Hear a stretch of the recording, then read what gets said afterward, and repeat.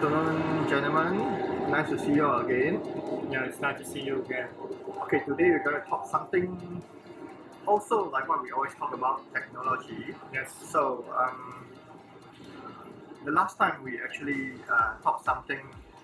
discussed something about quantum computing usage and what the future holds for industry in this area. So, we are going to talk something slightly a little bit closer today. I think it was early last month, sometime early this month. Anyway, SpaceX has always been launching rockets into space. So, the recent one, I cannot remember the name. I remember there's this thing called Falcon 9, right? Where SpaceX, they launched the rocket up, and then this Falcon 9 need to come back on Earth first, and then they did a remote landing, and it was a perfect landing. So, why are we talking about this? We're going to talk about evolution of aerospace technology. So, you see, 1960s, I think, was one of those first few recorded events of human going to space, going to the moon.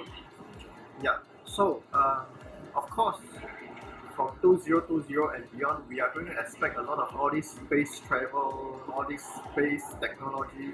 Yeah. So, we are in fact looking at man slowly going back to the traveling to moon or space rather.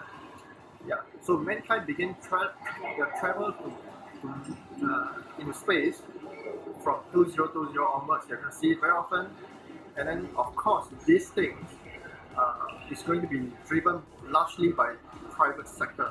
Yeah. I mean, it's no longer going to be like government funded.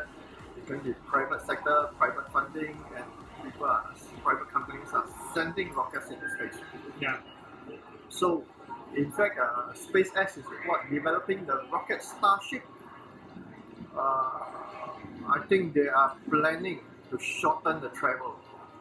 Let's say, for example, intercontinental travel from USA to China. Let's say, for example. Now, how long are you going to take? Maybe 13 hours, 14 hours, 15 hours travel? I'm not too sure how long.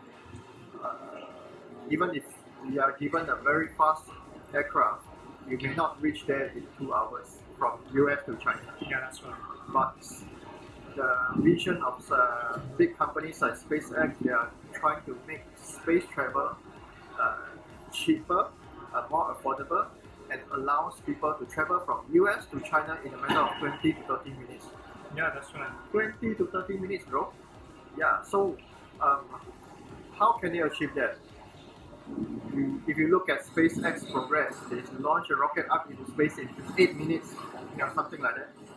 Or rather, the Falcon 9 came back to Earth, from Earth go up into space and came back in 8 minutes for the Falcon 9.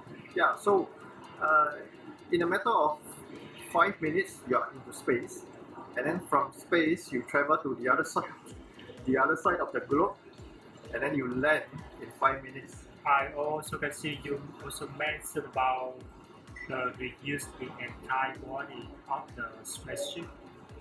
They are reusing the entire body of the spaceship, which actually save a lot of cost. Yeah, save a lot of cost. In comparison to many decades ago, when the space travel was in the early stage, they spent so much money, they have to crash land, everything, a lot. So now with the improvement of the technology, companies are able to spend a lot more money in terms of launching and landing. Yeah. So next we move down to, okay. If you know this physicist, his name is Michio Kaku. All right. So I'm just going to quote some of the things that he said, because he was in an interview that a question is being posed to him. He said, they were asking, do you think that eventually we'll have colony in Mars? Colony in Mars. I mean, he thinks that it's probably going to be possible. Yeah. I mean, I think it could be possible as well. I think there was a movie talking about people living in Mars. Was it Total Recall or something like that? I cannot remember. Yeah. I remember, if I'm not wrong, the old movie Arnold Schwarzenegger was in it. Everything was very red color. Yeah. Yeah. So one of the in the last recent few years, one of the movie titled The Martian. What's his name? The Born Identity guy. Yeah. Matt Damon. Okay, Hollywood spent 100 million making that movie, something like that. Yeah. And then, according to Dr. Michio Kaku, he said India is spending only 70 million to send people to Mars for real. Yeah, so you take these two in comparison. If you look at the cost of sending people into space has reduced dramatically.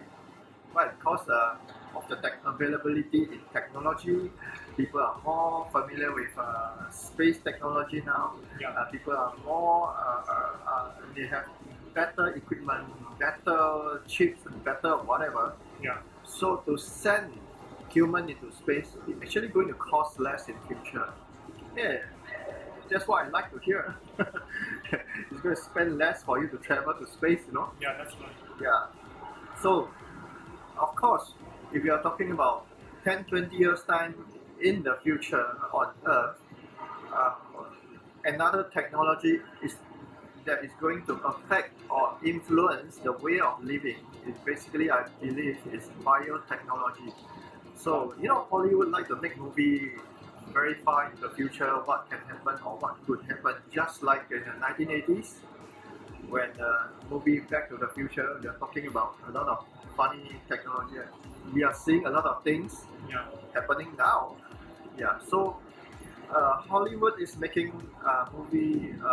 I feel about nearly 10 years ago, I think. There's this movie called In Time. You know, in the movie, the characters, their age stop at 25. Yeah. They are all genetically modified, stop at 25. And then from 25, even though if you are 70 years old, 100 years old, 200 years old, you still look like 25. Yeah.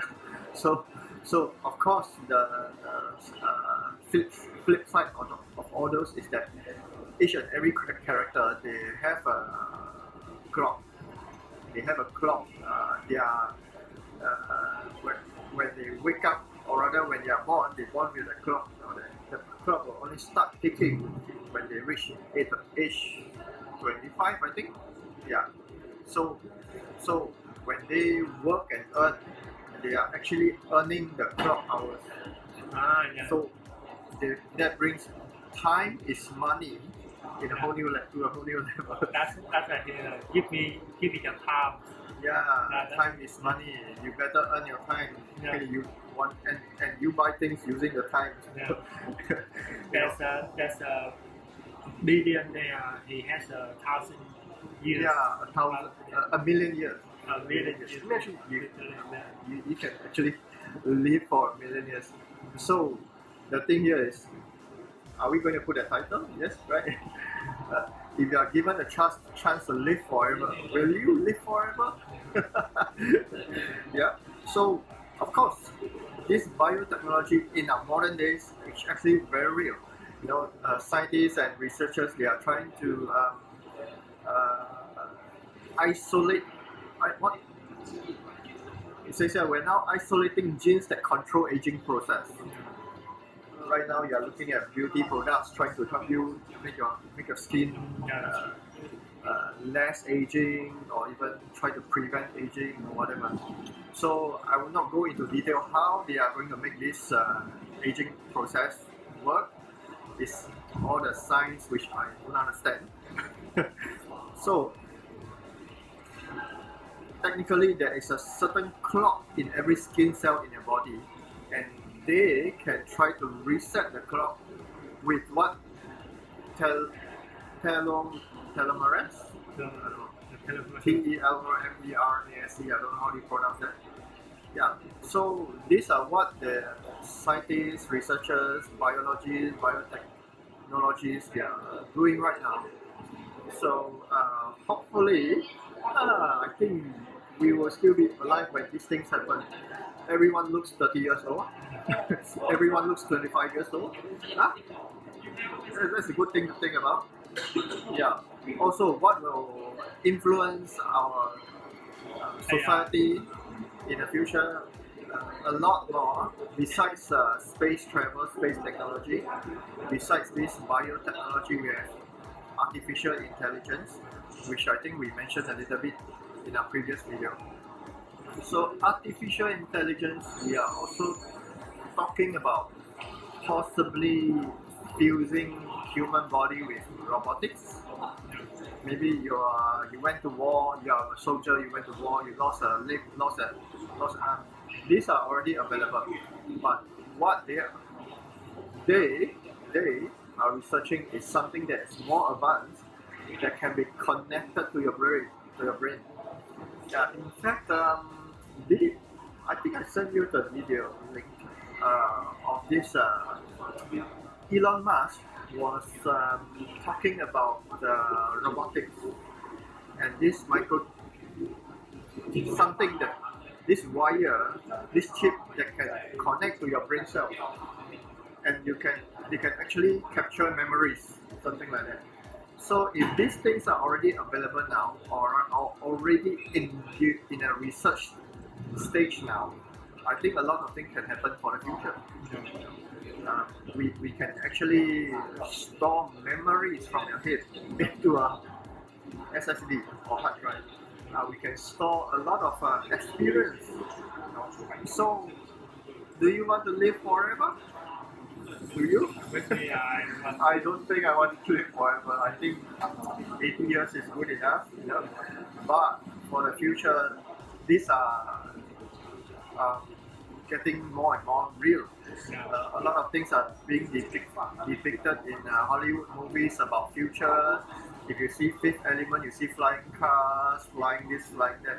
If you see a lot of other various movies, they have very interesting. For example, Korean drama. There's, I don't know where they get a script from or get a story from. Korean drama, they actually have this story talking about contact lens. So this contact lens, you are basically seeing a computer screen on your contact lens. So they use this contact lens for immersive games,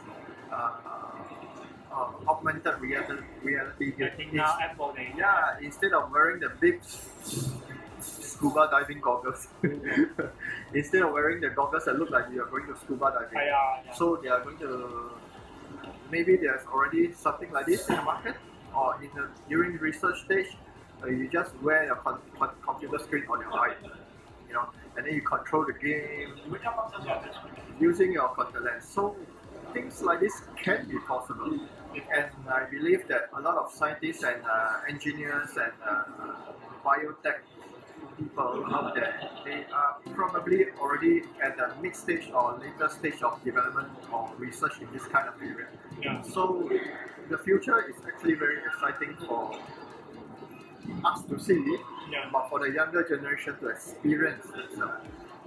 It's just like our previous generation, the boomers generation, they were talking about computers, but now we have computers, not this too big, this is smaller. Now we have computers in our hand, we have computers in our ear, we have computers on our eye. So those are exciting things that the future is offering to the next generation. So so I think that's all.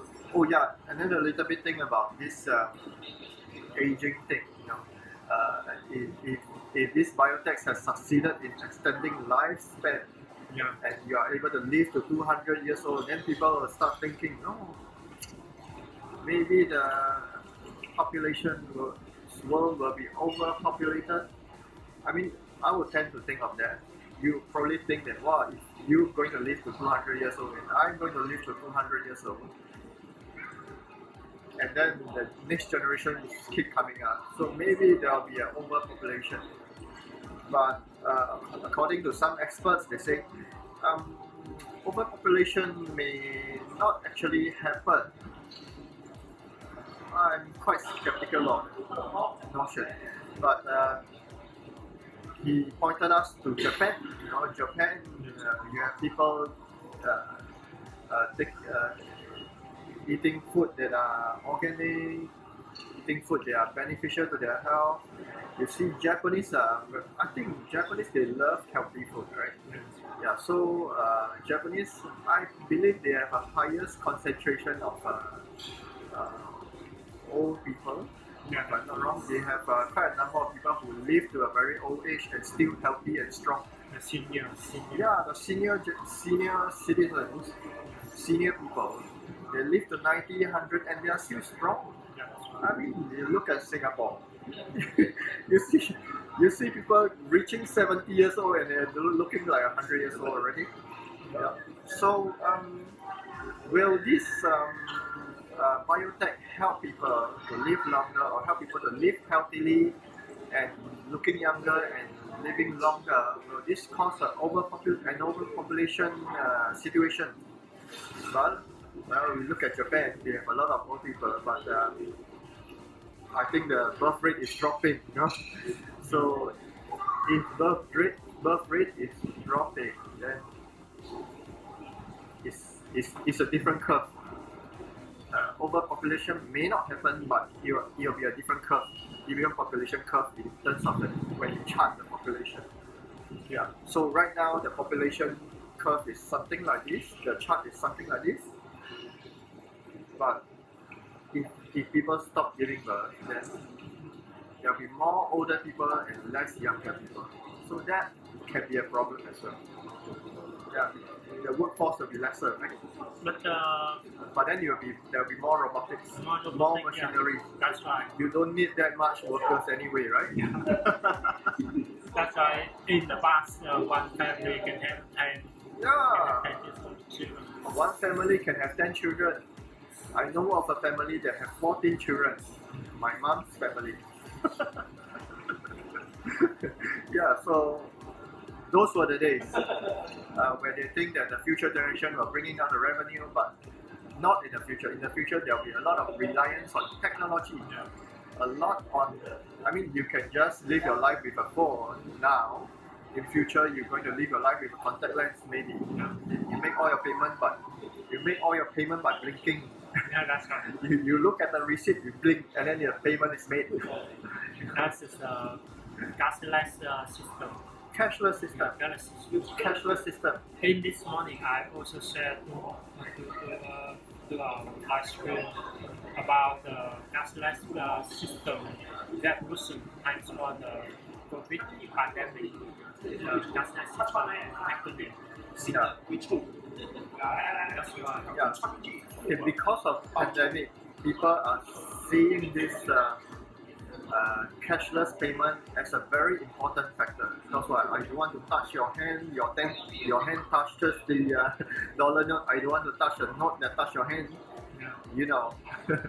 Yeah. So this COVID, that's good and bad. Bad is a lot of people die. Good is we see there's a need for new technology. We see that these technology are actually useful and not just so. I have cash, so what, you know? Yeah. Yeah? Yeah, that's all for sharing for today about technology, and not in the future we will have more story. Yeah, to share about. definitely. Thank you all for joining us. So we hope to have more things to share with you guys. And this is a nice place. It's nice place. Today we are going to we go outside. We are outside here. We are at Marina Bay Sands in Singapore. Yeah. So Marina Bay Sands, this fountain is popular. Everyone knows this fountain. If you lost your way in Marina Sands, just tell your friends meet next to the fountain. Yeah, okay. Okay. Yeah, that's all. See you to Yeah. our next video. Bye. Bye.